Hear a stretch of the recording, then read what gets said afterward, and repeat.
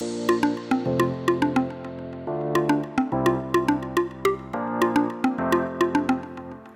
to Yodeck Digital Signage. Today we're diving into schedules, a simple but powerful tool that helps you control exactly what plays on your screens and when it happens. Think of a schedule like your personal calendar for your digital signage. Each event on your schedule tells your screen what to display and at what time. You can easily see all of your events on a calendar view.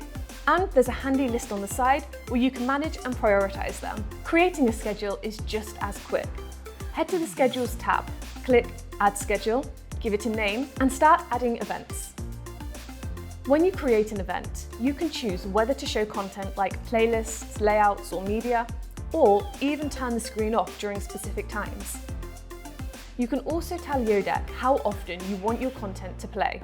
Set it to play just once, every day, every week, whenever you need.